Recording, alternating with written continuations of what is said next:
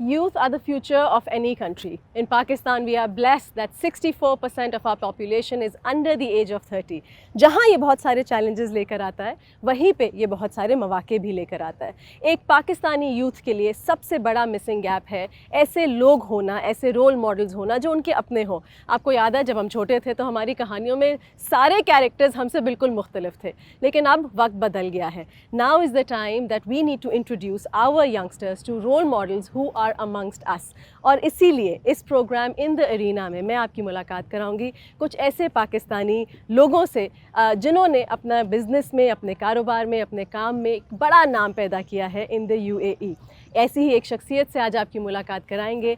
I am going to introduce the CEO and owner of Jones the Grocer today, Yunib Siddiqui.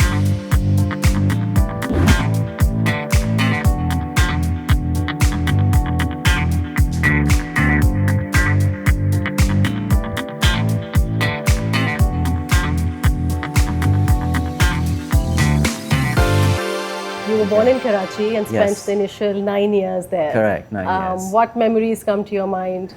I remember the school, you know, I had a lot of friends. We lived in an area of Karachi called PCHS. Right. A small road called Harley Road. And we had a beautiful, small but nice house. A lot of friends in the mohalla. So it was a really nice. Played cricket on the street. Yeah. You know, it was just a nice memory. Yeah. You and your Yeah. My sister still lives in Karachi. Oh, she does? Yeah. Well, she moved back from Canada, so she went to Canada then moved back. But yeah, she's in Karachi. Were you the elder one? Yeah. You were the elder one. How was the boarding school experience? You were what, 13? एक 13 साल के नौजवान को Yeah, I mean, look, वो भी इकलौता बेटा off to the boarding school.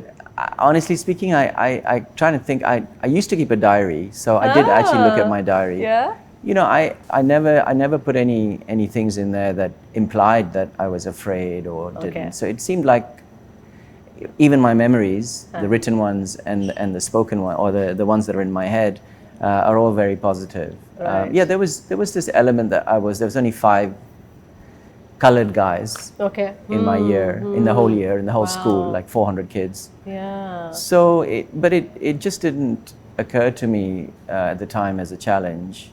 And the school were very accommodating. You know, my parents gave them a letter that, oh, he doesn't eat pork and he doesn't go to church. So I didn't have to do all those things. Right. But funnily enough, in the end, I ended up going to church because it was so much fun.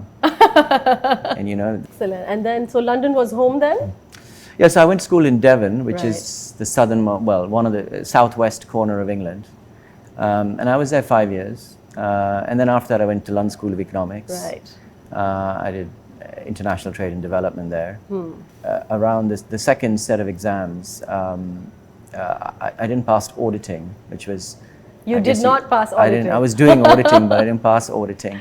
So I had to redo the exams. Right. In fact, that year, the whole syllabus changed. Okay. So I had to do a completely new syllabus. It wasn't just a normal reset. Okay. And I got my residency around that time in England. Okay. And I had this business idea that I'd got from visiting Nairobi, going out with my current wife, who I met first year at university. Right. First year, first week. I'm saying that was quick. First year, First week, yeah. I was quick off the mark, yeah. And so my mother got cancer and she was in Canada, so she was being treated. And she sort of recovered after the treatment, and I'd taken some sabbatical. Okay. And this was the time I'd failed the exam. So my partner had said, listen, take a sabbatical, go see your mother, a senior partner at work. And then after that, make your mind up what you want to do. Because I was still debating whether I wanted to do the accounting thing. And after my mother recovered, I left Montreal and went to Kenya. Okay. Because her family originally is from Kenya. Ah. And so I spent time there, and I had this idea that I should be doing something completely different, which was selling handicrafts and carvings and all these things that people sell in Nairobi. So I came back and I bought a container load. Wow. And I told my partner that yes, I'm going to take another year off work. What makes one take a risk and a decision like that so swiftly? I don't know if it was swift. Now, in recollection, it sounds so. No, it was swift. Yeah. I think the good thing about being young is, at least in my case, was that I didn't think I didn't have this inner voice telling me don't do this, don't do that. Yeah. My inner voice got much worse now as I've got older. Okay, so that's how it started, and you started with homeware and all these handicrafts. Yeah, So that's right. handicrafts Yeah, and and then homeware. we set up. Well, I set up this business. We had a wholesale catalog. Right.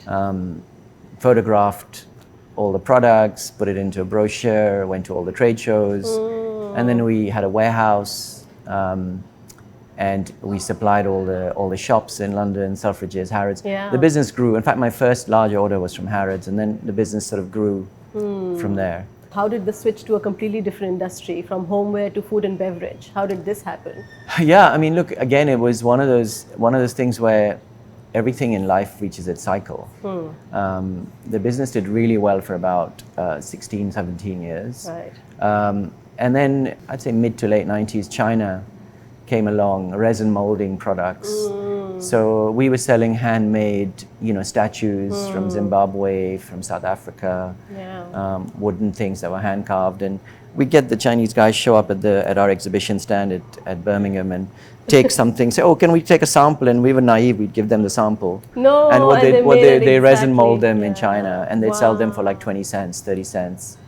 Did you actually decide this is it and then jump into food and beverage? Or Yeah, I mean, there was a decline. So we were quite a large business with high margin, Okay. and it started becoming increasingly lower revenue business, but high margin. Okay. Which meant that the end absolute profit amount, Yeah. was decreasing. decreasing, Yeah. even though the margin was decent. Right.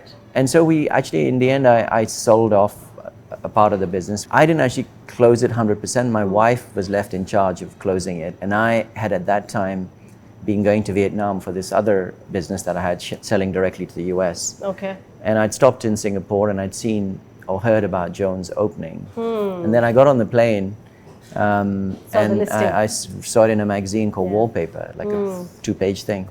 And I thought, this is fortuitous. This is it. ये तो It's करना है. meant to be. Karna hai, yeah. And so I got back to London and I then started calling all the stores in Australia for Jones at the Right. time and left voicemail messages everywhere saying, get in touch with me, I'm really interested in opening a store. And the guy eventually sent me a message back or called me back. And we met in Singapore like 3 weeks later. Right. 2 of my friends, both of them worked at Abraj at the time. Okay. And both of them were at LSE with me.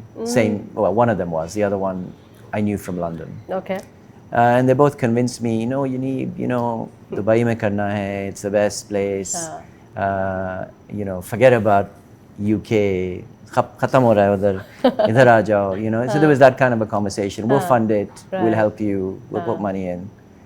So I kind of fell for it. So did you open the London cafe? No, so I got back and wow. I started discussions with my wife, who told me, "Are you expletive crazy? Yeah. Seen enough the with kids you." are like at school and they're like, great place. We've got them in here and they're happy. We have a nice home. Why on earth do you want to move?" And I said, "Listen, I just think it's the right thing to do." How did you convince the Begum? I came back. I did the Tipping business. point, kya I tha? did the business model. We spent quite a bit of time. I spent quite a bit of time in Dubai and Abu Dhabi writing this thing. The 2 friends had committed some of the funds. I had taken a small mortgage on my house In London. In London. Wow. So it was all in place. Then I told her, "Look, we're going to do this," and I think she was on board. So I came to Abu Dhabi and Dubai, and I started looking at sites. And what really happened essentially was that nobody in Dubai wanted to see me because the market was booming at the time. I don't know if you remember 2009, Yes. before the Yeah, crash. yeah. Every Tom, Dick and Harry was investing in real estate. Yeah. The bubble was at its Up high. Yeah. Rents were probably what they are now. Someone said to me, "Go and have a look at this site in Abu Dhabi." So I went to have a look at this site, and it was, I did some homework, went to the car park, counted the cars, did all that stuff. Yeah. I want you to share that because generally, it doesn't come. If the likes of Starbucks and everything, everybody had said no. This is not a place worth investing. Yeah, Boots had looked at it. All the Al Shaya brands had looked at it. What you did in the car park, if you could share that. Yeah, so I mean, look, Very desi form there of were- research, there but very were good two or three one. things. There are two things I did actually. The Yeah. one thing was I looked at the tenancy mix of the building, Right, and one of the tenants was the Crown Prince's Court right. and Abu Dhabi Executive Affairs Authority, and they were Hmm. relocating there. And I talked to designers who were designing these offices, and you know there was no budget as such; it was just limitless budget. So that guy used to come down to what was a small coffee shop in that near that building, acha, thi us and waqt, I not in this building, but in another building Okay. nearby, and I happened to just chance upon him, Huh. and he said, "Oh, you know, this is going to be amazing. All these people are going to move in." So that was one data point. Yeah. The other one, there was a travel agency in building In the one A. of the There were two buildings. buildings. Yeah. Building B was the one we were going into. They're both next to each other. Right. And in building A on the ground floor, there was a travel agent inside the building, so you couldn't get to it unless you went through security. Okay. And he said to me, when I asked him, you know, how many economy tickets you issue? He said none. I said, how many business class tickets? He says, yeah, 50%. So what about the rest of first class? First class. So I knew straight away that Yeah, this is that's all gonna be a good spot. people who will spend money. Yeah. And then the third point was the car park, which I was still skeptical. So I went and looked at the car park and I counted like the Porsches and all the SUVs driving in. And and I had a ticker, I'd bought this ticker from London. And I was counting, every day I'd clocked them on a spreadsheet. Really? It's How just many 2 days days, did you 2 do days, it? 2 Okay, days 2 in the days, car. okay, Well, yeah. once, it was the beginning of the week and the end of the week. Right. And it was clear that all the models were like expensive, Yeah. cars. Wow. And so I said, this has to be the spot. Yeah. And so I signed the lease, paid a deposit from the first drawdown that we all put into the company. But the day the other two found out that it was Abu Dhabi, they both pulled out. No. Yeah, they said Abu Dhabi isn't sexy. Yeah. And then we had a three-way call Right. on a voice call, and they said that a Barrage family and friends funds gives us 28% IRR or 32%. Okay. And your IRR is 24% or something. Right. Well, now we all know what happened to a Barrage. So. Yeah. So you did it completely by So I yourself. had to get another mortgage on the house. I Wow. put more money in. Then I found another friend of mine who also was coming in earlier on. Okay. So there was actually three of of Right. us in total. Four of us in total. You had the likes of Tony Blair and Hillary Yeah. Clinton and all of them visiting. How did that feel when it first happened? So I mean, Sheikh Mohammed bin quite Zayed. often it's very discreet, and they come, they literally call and say someone's coming, and can you? So I was there a lot of the times. A lot of times I wasn't. Yeah. It was a privilege. I Yeah. mean, the best one was Hillary Clinton. I think in that situation, it was a big deal. She came with Secretary of State Wow. then, and she was very nice. She enjoyed her food. I had a photo op with her. I actually have a photo with her. So it was nice. But there's been lots and lots Yeah, of people, I'm and it's sure. been great. Yeah. So that move to the UAE, did you ever look back? I mean, is UAE home now? Is Dubai home now? Or is it home in London and home in Dubai? It's a good question. I think definitely Dubai is home. Okay. UAE is home. But I miss London. I miss street life. Yeah. That's the bit I really miss. I miss street life. I miss the arts and culture piece. It's a growing scene here, but it's not. It's still very nascent. Yeah. The next plan is what? Expansion in the UK, like you said? Yeah. So we acquired. So we were originally the franchisees for the Middle East, Sahih. UAE, and then we've now acquired the global IP. So we own the brand globally Right, yeah. as of 100%. 2019. Right. So, and then of course COVID came along. So we But I had have to 2 talk years. about that because I read somewhere that in the first 60 days you were up to about 60% of the revenue. First 60 days of lockdown, you managed 60%. At the end, within 60 days. Within yes, 60 days, you managed to get the 60% of the revenue. How Yeah. did that happen? Because COVID we all saw, it was worst time for tourism, worst time for food and beverage. How did you manage The that? main thing is that the model we have is very flexible. Like we are a retail business as well as a restaurant business. So while the restaurant business eventually became a delivery business, we could also deliver groceries. So the Right. two together And with most businesses during COVID, particularly grocery businesses, grocery delivery Yeah. went through the roof. Yeah. And like all those businesses, we also, benefit from that bump. So we were quite slow online before. We quickly sat around and tried to get all our groceries. The barcodes came. Barcodes and, came. Groceries went on all the Yeah. channels. InstaShop and Amazing how online much a and- crisis can yeah, really yeah. put And you we in really, that we really did a lot of work direction. on it. And Yeah. so the retail sales from being quite a small percentage of revenue, well, it's still largish percentage, became a much larger percentage. The only challenge with that was that obviously retail has lower margins.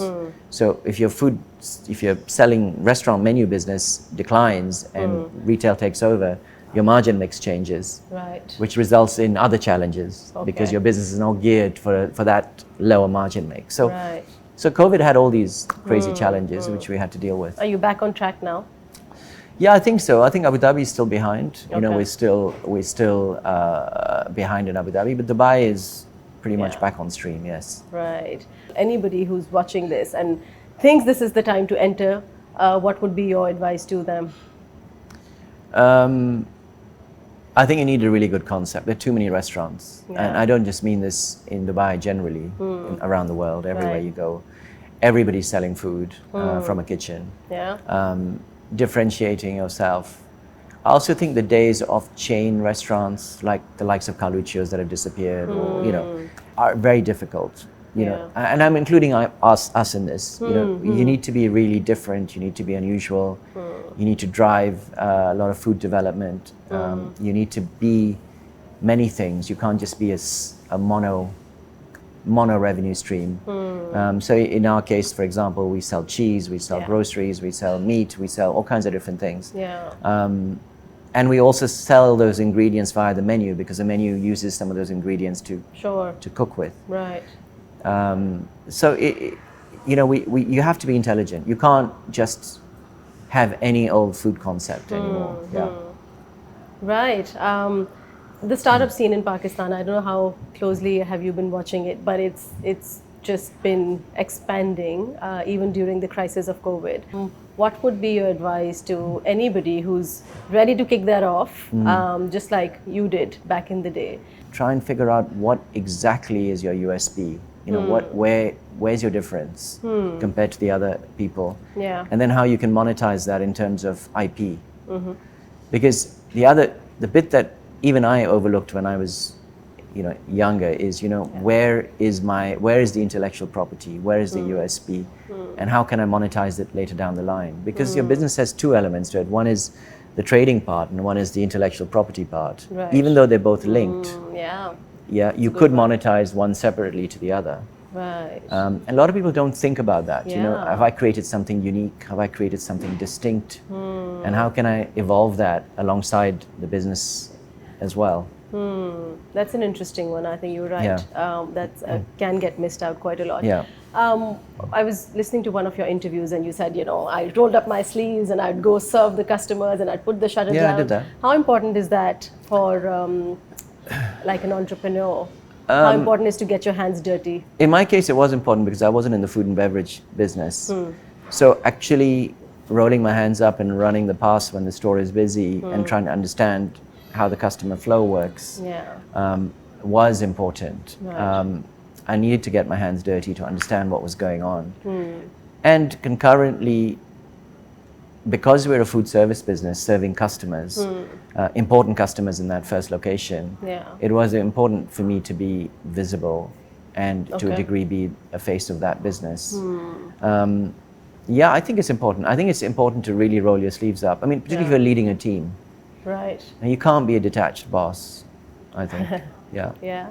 Not in this business, at least. Not in this business, yeah. You've mentioned service and you've mentioned working with the team, but you do give a bigger score to the quality of your food in comparison to the quality of your service.